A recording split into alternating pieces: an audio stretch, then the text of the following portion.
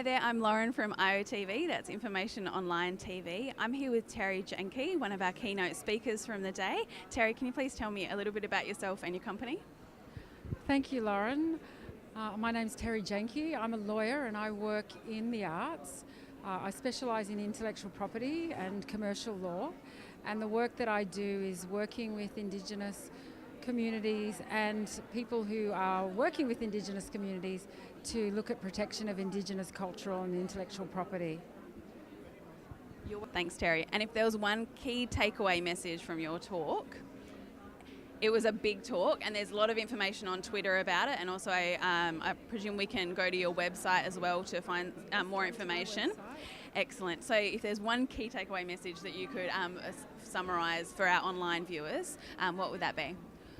Well, it would be the true tracks, the ICIP protocol principles. Follow them when you're working on Indigenous projects and Indigenous engagement. There are 10 principles that set out steps that people can take that can help the mutual goal setting of project. Sorry, it is very noisy here. I'm going to start again. The one key message would be the True Tracks protocols. Get to understand them, and it can help you with your projects.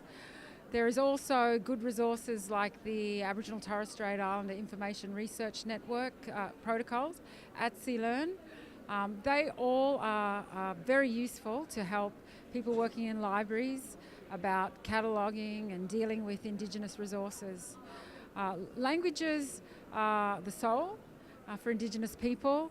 Records and sound recordings and what have you are not just materials in a library.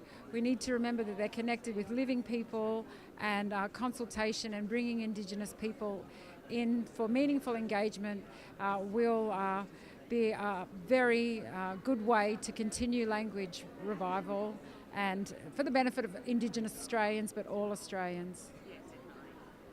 And I know that you said in your talk, which kind of stuck with me as well, about including those protocols in your projects, making them a requirement, and then that can make them contractually binding. Yes, the Indigenous people have done so much work to revitalise language. It comes from place. It's the heart of Indigenous people's identity. So for projects, use those protocols. And you can, a lot of projects now are embedding them in contracts so that they become something that is required. And it then forms good governance for a project, but then we've seen organisations embed them within the governance of their organisations. So libraries, museums, galleries, businesses, very big businesses are using the protocols to assist them in their projects with Indigenous communities, and it really assists them with what they collect and how they manage it, but also what they put out there to the public. It is also extremely useful in the digital world. So it's so much now about making things available on an online environment, but the protocols still follow. And a lot of people think, well, do these protocols mean that I now am bogged down in clearances? That shouldn't be the way to look at it.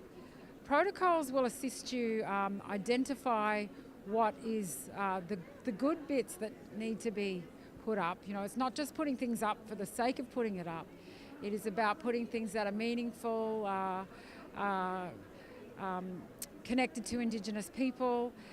It brings a framework that can make projects better. If you consider the protocols at the start, it's not just putting anything up. You've got a framework that's thought about it, and in that way it's really respectful, but it's actually creating good content. Yeah, it's enriching it. Yeah, enriching the content and the knowledge to be shared.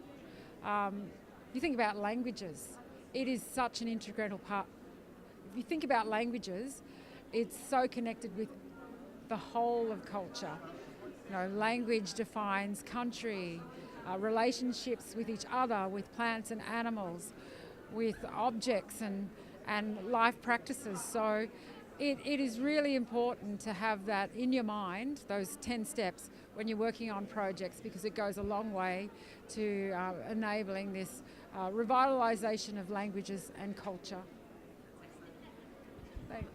Thank you so much for joining us, Terri. You can head to Terri Janke's website to have a look. We'll have the details underneath the video to have a look at those steps, and also on the hashtag InfoOnline19. There's a lot of tweets from Terri's talk as well to keep you informed. Thank you again. That was excellent. Thank you very much. Thank you.